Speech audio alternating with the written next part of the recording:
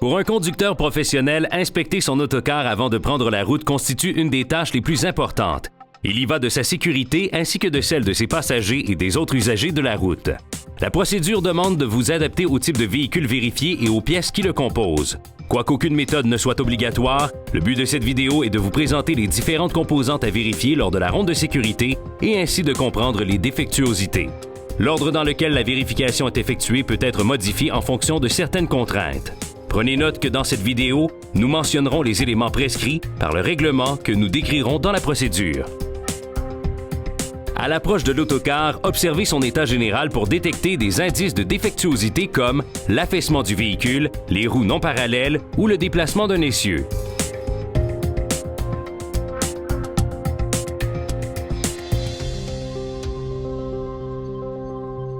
Montez à bord du véhicule et assurez-vous que le frein de stationnement est serré.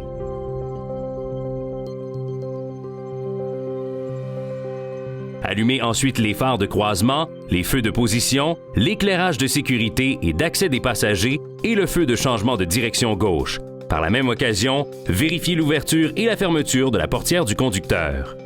Descendez de l'autocar et dirigez-vous vers l'avant de celui-ci. Vérifiez les rétroviseurs installés à l'avant, les éléments fixes de la carrosserie. Assurez-vous que les phares de route ne sont pas allumés pour cette vérification et observez les phares de croisement à l'avant droit et à l'avant gauche. Les feux de position, le feu de changement de direction gauche, le compartiment auxiliaire avant. Déplacez-vous vers la roue avant du côté conducteur pour vérifier. La suspension. Vérifiez la possibilité d'une fuite audible. Pour le pneu et la valve, observez l'état général des pneus et notez s'il y a présence d'usure, de dommages, de matière étrangère ou s'il présente un renflement. Observez la profondeur des rainures de la bande de roulement. Cette dernière doit être vérifiée sur toute sa partie visible. Observez l'état de la valve. Observez l'état des parties visibles des roues ainsi que les pièces de fixation. Vérifiez s'il y a des traces d'huile ou de graisse sur les roues ou au sol. Sur le côté, vérifiez la porte extérieure de compartiment à bagages ou d'un compartiment auxiliaire. Les éléments fixes de la carrosserie. Le bouchon du réservoir à carburant. Assurez-vous qu'il n'y ait pas de fuite de carburant.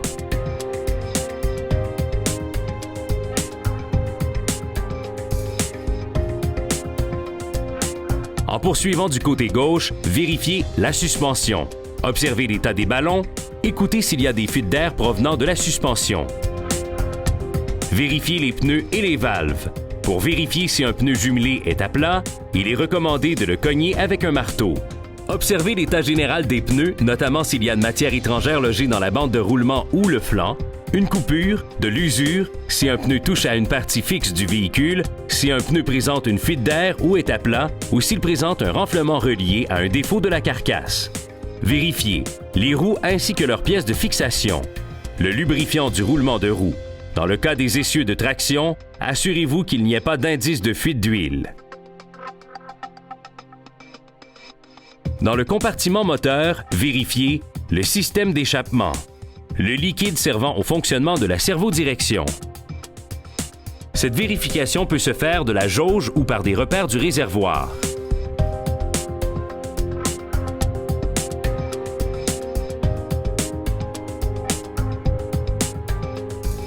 À l'arrière de l'autocar, vérifiez les feux de position, le feu de changement de direction droit et gauche, le feu de la plaque d'immatriculation, les feux de freinage, les éléments fixes de la carrosserie. Pour le côté droit de l'autocar, effectuez les mêmes vérifications que du côté gauche.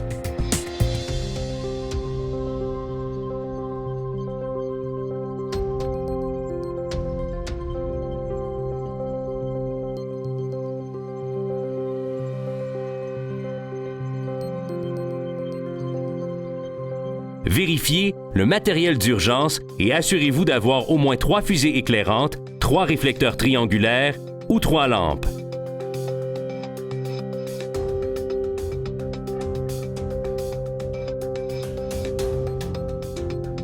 À l'intérieur de l'autocar, vérifiez l'état des marches et du plancher, l'éclairage d'accès et l'état des poignées d'appui.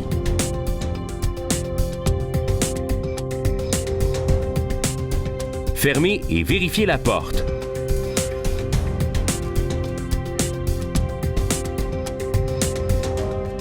Allumez et vérifiez l'éclairage de l'allée. Vérifiez la solidité des sièges et l'accessibilité aux sorties de secours.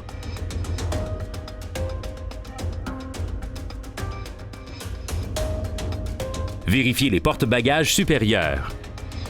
Assurez-vous qu'il n'y ait pas de fuite de gaz d'échappement qui s'infiltre dans l'habitacle s'il y a des trous dans le plancher.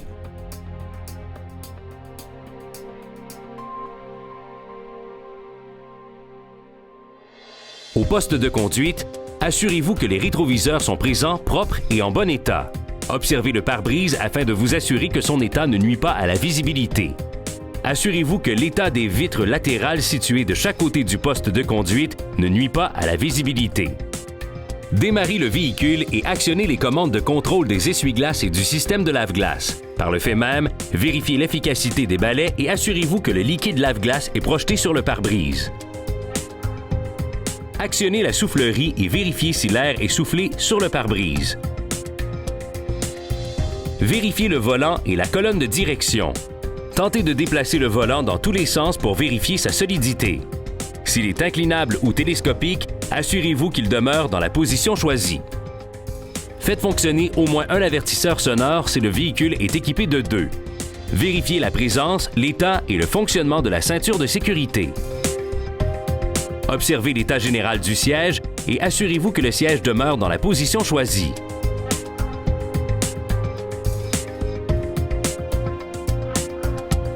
Desserrez d'abord le frein de stationnement. Vérifiez les avertisseurs de basse pression d'air. Si les avertisseurs de basse pression ne sont pas déjà en fonction, appuyez à quelques reprises sur la pédale de frein pour abaisser la pression d'air et ainsi déterminer, à l'aide du manomètre, la pression d'air à laquelle les avertisseurs sonores, lumineux et visuels s'activent.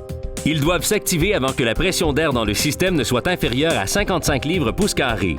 Si les avertisseurs de basse pression sont en marche lors du démarrage du véhicule, la vérification peut se faire sans abaisser davantage la pression. Vous devez vous assurer que la pression d'air est égale ou supérieure à 55 livres pouces carrés quand s'arrêteront les avertisseurs. Vérifiez ensuite le rendement du compresseur. Pendant que le moteur tourne au ralenti et que le compresseur d'air est en fonction, appuyez à fond sur la pédale de frein et maintenez-la enfoncée. Surveillez le manomètre et assurez-vous que le compresseur permet d'atteindre et de maintenir une pression d'air d'au moins 90 livres pouces carrés. Vérifiez l'arrêt du compresseur. Alors que le compresseur d'air est toujours en fonction, laissez tourner le moteur et assurez-vous que le compresseur arrête de fonctionner à une pression d'air qui se situe entre 117 livres pouces carrés et 137 livres pouces carrés. À cette étape, il est possible de faire tourner le moteur à un régime un peu plus élevé, soit à environ 1000 tours par minute, afin de faire monter la pression d'air un peu plus rapidement.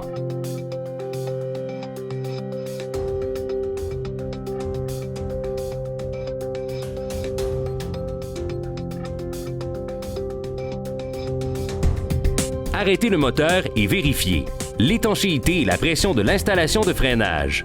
Appuyez sur la pédale de frein et maintenez-la enfoncée en vérifiant s'il y a une fuite d'air visible sur le manomètre ou audible. Redémarrez le moteur et vérifiez le démarrage du compresseur. En surveillant le manomètre, abaissez lentement la pression d'air jusqu'à ce que le compresseur se remette en marche. Assurez-vous qu'il se mette en fonction avant d'atteindre 80 livres pouces carrés.